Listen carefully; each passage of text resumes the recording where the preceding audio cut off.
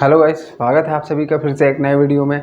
आज मैं जो टॉपिक लेके आया हूँ उसका नाम है नंबर लाइन। यानी हम किसी भी संख्या को नंबर लाइन पर कैसे दिखाते हैं, ख़ास करके जिस पर अगर रूट लगा हो उस संख्या को हम नंबर लाइन पर किस प्रकार से दिखाएंगे, ये आज का टॉपिक है। तो चलिए बिना देरी के हम शुरू करते हैं। यहाँ पे एक सवाल लिखा हुआ है कि रूट 11 यानी रूट 11 को संख्या रेखा पर कैसे दिखाएं, यानी how to represent root 11 on number line. यानी रूट 11 को अंडर रूट 11 को संख्या रेखा पर कैसे दिखाना है। तो इसको दिखाने के लिए आपको दो चीज़ें सबसे पहले जाननी ज़रूरी है। एक तो है नंबर लाइन। नंबर लाइन जो होता है मिड पॉइंट पे 0 होता है ये, और मिड पॉइंट के लेफ़्ट साइड में यानी हमारा नेगेटिव साइन मार्किंग होता है, और राइट साइड में पॉजिटिव होता है यानी 1 2 3। यानी 0 से ही शुरू होता है 1 2 3, और 0 से ही इधर 1 2 3 माइनस में होता है। तो ये चीज़ें आप सबसे पहले तो जान लीजिए। उसके बाद इसको हम जितना चाहे वहाँ तक लिख सकते हैं, और इसे भी जिस अकॉर्डिंग हमको इस नंबर को सेट करना है उसी प्रकार हम इसको बनाएंगे। दूसरी चीज़ ये है कि अब यहाँ पे हमको रूट 11 को नंबर लाइन पे लिखना है। तो रूट 11 को हम इस प्रकार से लिख सकते हैं रूट के अंदर इसका हमको पूर्ण वर्ग रूट के अंदर लिखना है, जिससे हम रूट को हटा सकें। तो पूर्ण वर्ग 11 तो पूर्ण वर्ग है नहीं, तो 11 को हम 9 + 1 + 1 इस भागों में इसको हम इसका कर लेंगे फैक्टर, जिससे 9 का पूर्ण वर्ग होता है, 1 का पूर्ण वर्ग होता है, और फिर उसके बाद एक 1 का पूर्ण वर्ग। और क्योंकि 9 1 10 और 1 11, यानी कोई भी संख्या अगर जिसका हमको रूट के अंदर नंबर लाइन पे दिखाना, तो उसका सबसे पहले हम इस प्रकार से फैक्टर करेंगे, वो भी पूर्ण वर्ग में। पूर्ण वर्ग किसे कहते हैं? जैसे यहाँ पे 1 का स्क्वायर होता है 1, 2 का स्क्वायर होता है 4, 3 का स्क्वायर होता है 9, एंड 4 का स्क्वायर होता है 16। तो ये सारी जो संख्याएं लिखी हैं ये सारे पूर्ण वर्ग हैं। तो इसी नंबर को हम रूट के अंदर लिख सकते हैं, जिससे हमारा रूट हटने पर हमारे ये संख्या प्राप्त हो सके। तो चलिए अब रूट 11 को हम लिख दिए 9 + 1 + 1 रूट के अंदर। अब इस तो यहाँ पे सबसे पहले हम ये देखेंगे कि 9 किसका स्क्वायर 9 होता है। तो यहाँ पे 3 का स्क्वायर 9 होता है। तो 3 का स्क्वायर 9 होता है, तो 3 यहाँ पे 9 प्लस में है, और 3 का स्क्वायर होता है, तो हम 0 से 3 यूनिट यानी 3 तक, 3 का स्क्वायर होता है तो 3 तक हम एक लाइन ड्रॉ कर लेंगे। आपको स्केल की मदद से इसको करना है।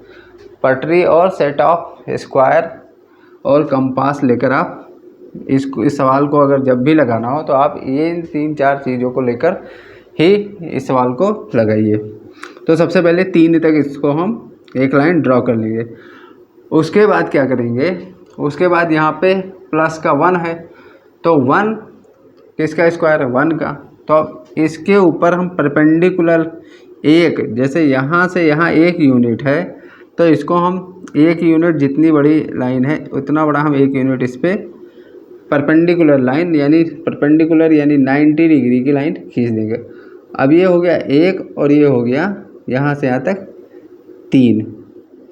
इसको हम साइंस यानी कुछ सिंबल से डिनोट करेंगे। जैसे यहाँ पे O है तो इसको O ही रखते हैं।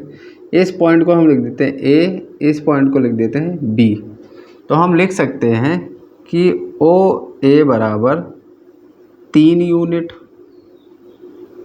OA बराबर 3 यूनिट। फिर AB, इसके बाद AB बराबर 1 यूनिट, AB बराबर 1 यूनिट हो गया। उसके बाद अब इस पॉइंट से इस पॉइंट को अगर हम एक साथ मिलाते हैं तो ये हो जाएगा हमारा, इस पॉइंट से इस पॉइंट को ऐसे हम अगर मिला दें, सॉरी थोड़ा गड़बड़ हो गया, हाँ इस प्रकार से अगर ऐसे मिला दें तो ये हमारा, आप पटरी से खींचेंगे तो आपका एकदम सही से मिल जाएगा। ये मिल गया। तो ये जो हमारी लाइन यहाँ से यहाँ तक हुई, ये हो गया √3 और 1, यानी ये हो जाएगा रूट का 10, ये हो गया रूट का 10। अब इसको हम कैसे प्रूफ करेंगे कि ये रूट का 10 हुआ? तो यहाँ पे एक फॉर्मूला होता है पाइथागोरस प्रमेय, आप नाम सुने होंगे, पाइथागोरस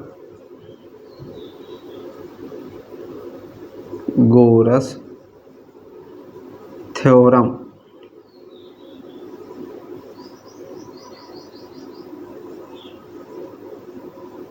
पाइथागोरस थ्योरम यानी इसको हम कहते हैं पाइथागोरस प्रमेय। तो पाइथागोरस प्रमेय जो होता है वो होता है हाइपोटेनियस का स्क्वायर बराबर होता है, हाइपोटेनियस का स्क्वायर बराबर लिखिए, चाहे हाइपोटेनियस बराबर लिखेंगे तो यहाँ पे अंडर रूट लगाना पड़ेगा, अगर स्क्वायर बराबर लिखेंगे तो अंडर रूट हटाना पड़ेगा आपको। तो हम हाइपोटेनियस बराबर लिखते हैं, हाइपोटेनियस बराबर होता है परपेंडिकुलर स्क्वायर प्लस का बेस का स्क्वायर। अब यहाँ पे हाइपोटेनियस 90 डिग्री की जो सामने वाली लाइन होती है उसे हम हाइपोटेनियस कहते हैं। तो यहाँ पे हाइपोटेनियस आपका √10, तो यहाँ पे हम लिख दिया √10 बराबर परपेंडिकुलर, यानी हाइपोटेनियस के सामने वाली लाइन को हम परपेंडिकुलर कहते हैं। तो यहाँ इसके सामने वाली लाइन 3 यूनिट है, तो अंडर रूट के अंदर हो गया 3 का स्क्वायर प्लस परपेंडिकुलर के सामने वाली लाइन, यानी इसके सामने ये है तो 1 यूनिट है, तो 1 का स्क्वायर। अब 3 का स्क्वायर 9 होता है और 1 का स्क्वायर 1 होता है, यानी √10 बराबर आ गया आपका √10, यानी ये दोनों साइड की वैल्यू बराबर है। इसका मतलब ये हमारा सही है, लेकिन हमको तो √11 लाइन पर डिनोट करना है, तो अभी हमारा केवल √10 आया है। इसके बाद हम इसके ऊपर एक और खींचेंगे, जिससे तो इस पे 90 डिग्री हम लाइन खींचेंगे, कुछ इस प्रकार से बनेगा ये। तो ये हो गया 1 यूनिट और इसके ऊपर। अब यहाँ से इसको हम दोबारा से मिलाएंगे, तो यहाँ से इसको हम ऐसे मिलाएंगे, कुछ इस प्रकार से मिलेगा इस पॉइंट से। तो ये इसका मान √10, इसका मान 1 हो गया। तो अब ये हो जाएगा, आपकी जो लाइन होगी वो √11 हो जाएगी। अब यहाँ पे कंपास का पॉइंट और यहाँ पे पेंसिल का पॉइंट रख के अगर आप इसको मार्क करेंगे तो कुछ इस टाइप से आएगा, यानी यहाँ से यहाँ तक की दूरी √11 है, तो यहाँ से यहाँ तक की दूरी भी ये हो गया आपका √11, और इस पॉइंट का नाम रख देते हैं C, यानी BC बराबर 1 यूनिट, और BC बराबर 1 यूनिट, सॉरी इससे पहले BC नहीं, पहले हमारा OB बराबर √10, और उसके बाद BC बराबर 1 यूनिट, जो कि हमारा 1 यूनिट आया है।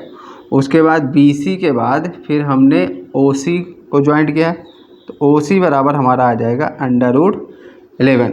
इसको भी दोबारा से हम इसी फॉर्मूले पे रखेंगे तो हमारा √11 आ जाएगा। और इस पॉइंट को जहाँ पे डिनोट किया, इस पॉइंट को हम अगर P से लिख दें तो हम लिख सकते हैं कि OP बराबर